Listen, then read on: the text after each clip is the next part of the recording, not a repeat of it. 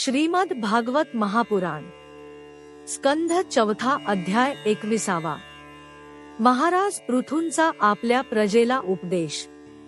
मैत्रेय म्हणतात, त्यावेळी महाराज पृथूंचे नगर सगळीकडे मोत्यांचे हार, फुलांच्या माळा, रंगीबेरंगी वस्त्रे, सोन्याचे दरवाजे आणि अत्यंत सुगंधित धूपांनी सुगंधित झाले होते. त्यातील गल्ल्या, चौक आणि सडका चंदन आणि केशरयुक्त सुगंधित पाण्याने सिंचन केलेल्या होत्या. तसेच त्या फुले, अक्षता, फळे, यवांकूर, साळीच्या लाह्या आणि दिवे अशा मांगलिक वस्तूंनी सजविल्या होत्या. तेथे चौकात लावलेले फळे फुले यांच्या गुच्छांनी युक्त केळीचे खांब आणि सुपारीच्या झाडांनी ते नगर फारच मनोहर दिसत होते.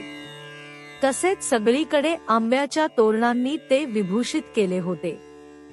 जेव्हा महाराजांनी नगरात प्रवेश केला तेव्हा दिवे, भेटवस्तू आणि अनेक प्रकारची मांगलिक सामग्री घेऊन आलेले प्रजाजन तसेच कुंडलांनी सुशोभित सुंदर कन्या त्यांना सामोऱ्याय आल्या. शंख, दुंदुभी इत्यादी वाद्ये वाजू लागली. ऋत्विज वेदघोष करू लागले. बंदीजनांनी स्तुती आरंभिली.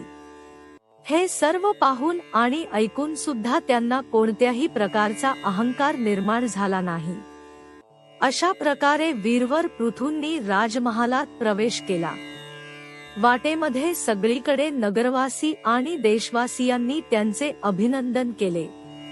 परमयशस्वी महाराजांनी सुद्धा त्यांना प्रसन्नतापूर्वक इच्छित वर देऊन संतुष्ट केले. महाराज पृथू महापुरुषांना आणि सर्वांना पूजनीय होते. त्यांनी अशा प्रकारची अनेक औदार्याची कर्मे करीत पृथ्वीचे राज्य केले आणि शेवटी आपल्या विपुल यशाचा विस्तार करून भगवंतांचे परमपदही प्राप्त करून घेतले. सूत म्हणतात, शौनका, अशा प्रकारे मैत्रेयांच्या तोंडून पृथूचे अनेक प्रकारच्या गुणांनी संपन्न आणि गुणवानांनी प्रशंसा केलेले विस्तृत सुयश ऐकून परम भागवत विदुराने त्यांची प्रशंसा करीत म्हटले. विदुर म्हणाला, ब्राह्मणांनी पृथूला राज्याभिषेक केला. समस्त देवांनी भेटवस्तू दिल्या. त्यांनी आपल्या बाहूंमध्ये वैष्णव तेज धारण करून त्या बाहूंनी पृथ्वीचे दोहन केले. त्यांच्या त्या पराक्रमामुळे मिळालेल्या विषयभोगांद्वारेच आजही सर्व राजे तसेच लोकपालांसह समस्त लोक स्वतःच्या इच्छेनुसार जीवननिर्वाह करीत आहेत. असा कोण शहाणा असेल की जो त्यांची पवित्र कीर्ती ऐकू इच्छित नाही? म्हणून आता आपण मला त्यांचे आणखी पवित्र चरित्र ऐकवावे. मैत्रेय म्हणाले, महाराज पृथू गंगा आणि यमुनेच्या मध्यवर्ती देशात निवास करून आपल्या पुण्यकर्मांचा क्षय करण्यासाठी प्रारब्धानुसार प्राप्त झालेले भोग भोगीत होते. ब्राह्मवंश आणि भगवंतांशी संबंधित विष्णू भक्तांना सोडून त्यांचे 7 द्वीपांमधील सर्व पुरुषांवर अखंड आणि अबाधित शासन होते. एकदा त्यांनी एका महायज्ञाची दीक्षा घेतली. त्यावेळी तेथे देव, ब्रह्मर्षी आणि राजर्षींचा फार मोठा समाज एकत्र आला होता. त्या समाजात महाराज पृथूंनी त्या पूजनीय अतिथींचा यथायोग्य सत्कार केला आणि नंतर त्या सभेत नक्षत्रमंडलात चंद्र असावा त्याप्रमाणे ते उभे राहिले. त्यांची शरीरयष्टी उंच, बाहू पुष्ट आणि लांब, रंग गोरा, नेत्र कमलाप्रमाणे अरुणवर्णाचे, नाक तरतरीत, मुख मनोहर, स्वरूप सौम्य, खांदे उंच आणि हास्ययुक्त सुंदर दंतपंक्ती शोभत होत्या. त्यांची छाती रुंद, कमरेचा पाठीमागील भाग पुष्ट आणि पोट पिंपळाच्या पानाप्रमाणे सुडूल असून वळ्यांमुळे आणखीच सुंदर दिसत होते. नाभी भोवऱ्याप्रमाणे गंभीर होती. शरीर तेजस्वी होते. जांघा सोन्याप्रमाणे दैदिप्यमान होत्या. तसेच पायांची ठेवण उभार होती. त्यांचे मस्तकावरील केस बारीक, कुरळे, काळे आणि सुंदर होते. मान शंखाप्रमाणे चढउतार असणारी आणि वळ्यांनी युक्त होती. त्यांनी बहुमूल्य रेशमी वस्त्रे आणि शेला परिधान केला होता. दीक्षेच्या नियमानुसार त्यांनी सर्व अलंकार काढून ठेवले होते. त्यामुळे त्यांच्या शरीराच्या अंगप्रत्यंगांची शोभा आपल्या स्वाभाविक रूपात स्पष्ट झळकत होती.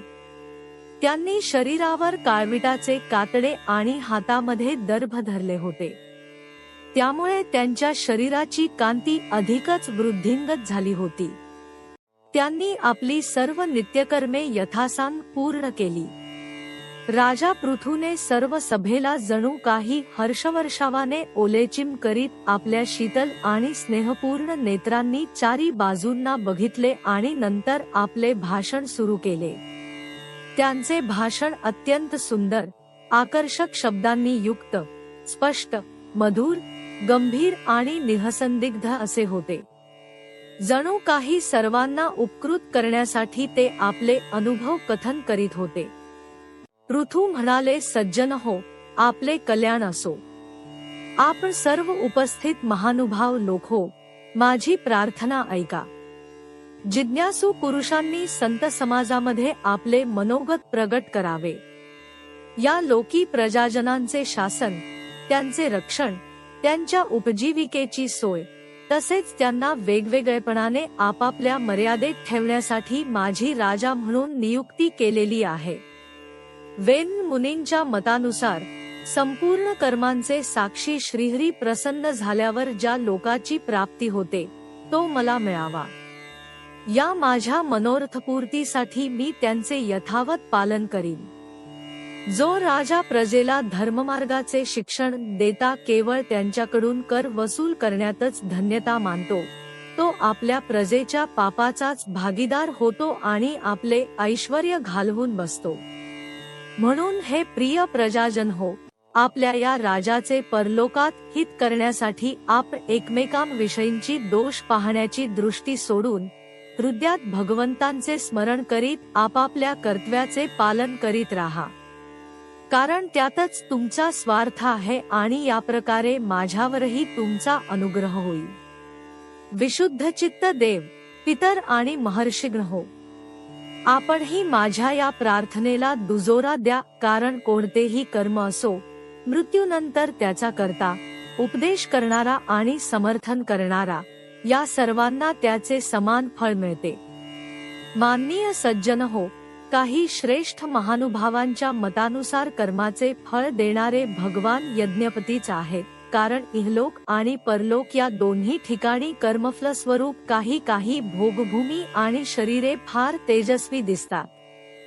मनु, उत्तानपाद, महीपती ध्रुव, राजर्षी प्रियव्रत, आमचे आजोबा अंग, तसेच ब्रह्मदेव, शिव, प्रल्हाद, ब्ली आणि या कोटीतील अन्यान्य महानुभावांच्या मते धर्मर्थकाम मोक्षरूप चतुर्वर्ग, स्वर्ग व मोक्ष यांची एकरूपता होण्यासाठी कर्मफलदाते म्हणून भगवान गदाधरांचीच आवश्यकता आहे. याविषयी केवळ मृत्यूचा नातू वेन इत्यादी काही शोचनीय अशा धर्मविन्मुख लोकांचीच मतभिन्नता आहे. म्हणून त्यांच्या मताचा विचार करणे योग्य नाही. ज्यांच्या चरणकमलांच्या सेवेसाठी निरंतर वाढणारी अभिलाषा, त्यांच्या चरणनखातून निघालेल्या गंगेसमान संसारतापाने संतप्त झालेल्या जीवांचा सर्वजन्माचा संचित मनोमल तत्काळ नष्ट करते, ज्यांच्या चरणांचा आश्रय घेणारा पुरुष सर्व प्रकारचे मानसिक दोष धुवून टाकतो, तसेच वैराग्य आणि तत्वसाक्षात्कारूप सामर्थ्य मिळवून पुन्हा या दुःखमय संसारात पडत नाही. शिवाय ज्यांचे चरणकमल सर्व प्रकारच्या कामना पूर्ण करणारे आहेत, त्या प्रभूंचे आपण आपापल्या चरितार्थाला उपयुक्त अशी वर्णाश्रमोचित अध्यापनादी कर्मे, तसेच ध्यान, स्तुती, पूजा इत्यादी मानसिक, वाचिक व शारीरिक क्रियांच्याद्वारे पूजन करा. हृदयात कोणत्याही प्रकारची वासना ठेवू नका. तसेच हे निश्चित समजा की आम्हाला आमच्या अधिकारानुसार याचे फळ निश्चित प्राप्त होईल. भगवान स्वरूपतः विशुद्ध, विज्ञानघन आणि सर्व विशेषणरहित आहे.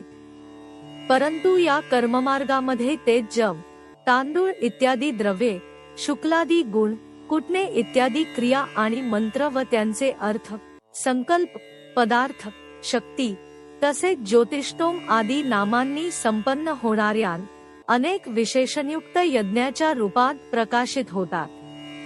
ज्याप्रमाणे एक अग्नी निरनिराळ्या लाकडांमध्ये त्यांच्या आकारानुसार भासतो, त्याचप्रमाणे ते सर्वव्यापक प्रभू परमानंद स्वरूप असूनही प्रकृती, काल, वासना आणि अदृष्ट यांपासून उत्पन्न झालेल्या शरीरातील विषाकार झालेल्या बुद्धीमध्ये स्थिर होऊन त्या यज्ञयागादी क्रियांच्या फळरूपाने अनेक प्रकारचे आहे असे वाटते.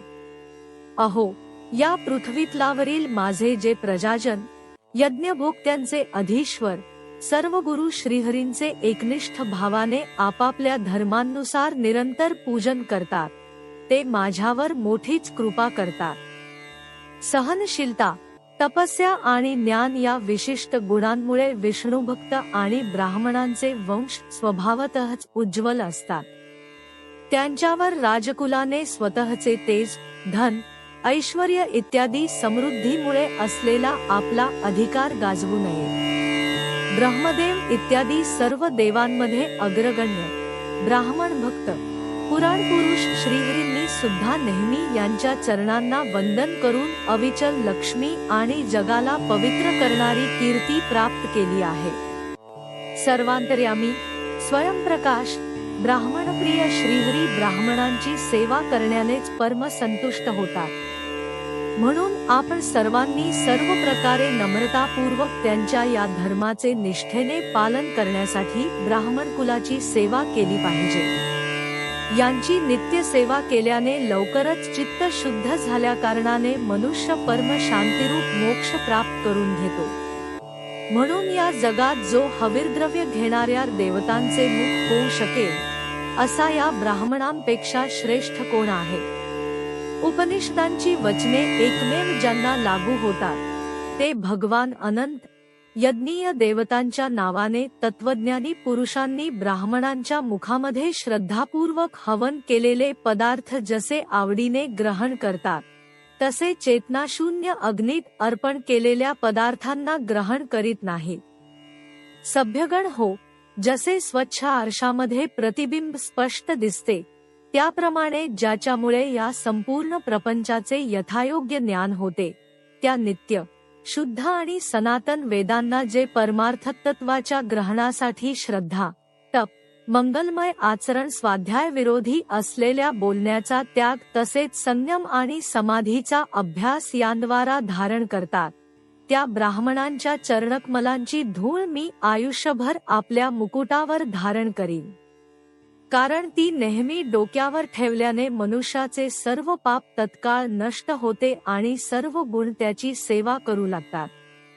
त्या गुणवान, शील संपन्न, कृतज्ञ आणि गुरुजनांची सेवा करणाऱ्या पुरुषाजवळ सर्व प्रकारची संपत्ती आपणहून जाते.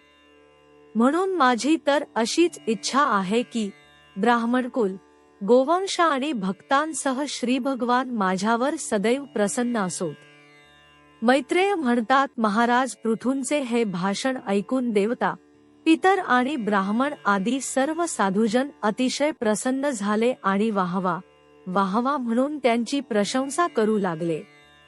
ते म्हणाले, पिता आपल्या पुत्राच्या द्वारे पुण्यलोकाची प्राप्ती करून घेतो हे श्रुतिवचन यथार्थ आहे. पापी वेन ब्राह्मणांच्या शापाने मारला गेला होता. असे असूनही याच्या पुण्यबलाने त्याचा नरकवास टळला. असाच हिरण्याक्षिपू सुद्धा भगवंतांची निंदा केल्यामुळे नरकात पडणार होता, परंतु आपला पुत्र प्रल्हाद याच्या पुण्याईमुळे तो वाचला. वीरवर पृथू महाराज, आपण तर पृथ्वीचे पिताच आहात आणि सर्व लोकांच्या एकमात्र स्वामी श्रीहरींचे ठिकाणी आपली तशीच अविचल भक्ती आहे. म्हणून आपण अनंत वर्षेपर्यंत जीवित असावे. आपले सुश मोठे पवित्र आहे. आपण उदार कीर्ती ब्राह्मणांना देव मानणाऱ्या श्रीहरींच्या कथांचा प्रचार करीत आहात. आज आपल्यामुळेच आम्ही स्वतःला भगवंतांच्याच राज्यात आहोत असे समजतो. स्वामीन, आपल्या प्रजेवर प्रेम करणे हा दयाळू महापुरुषांचा स्वभावच असतो. म्हणून आपण आपल्या आश्रितांना असा उपदेश करणे यात काही मोठे आश्चर्य नाही. आम्ही प्रारब्धाच्या योगे विवेकहीन होऊन संसाराच्या अरण्यात भटकत होतो. परंतु प्रभो, आज आपण आम्हाला या अज्ञानांधकाराच्या पलीकडे घेऊन गेलात. आपण शुद्ध सत्वम्य परमपुरुष आहात. आपण ब्राह्मण व क्षत्रिय या दोन्ही वर्णात प्रविष्ट होऊन सर्व जगाचे रक्षण करीत आहात. अशा आपणांस आमचा नमस्कार असो. स्कंध चौथा अध्याय 21 समाप्त. हरि ओम तत्सत.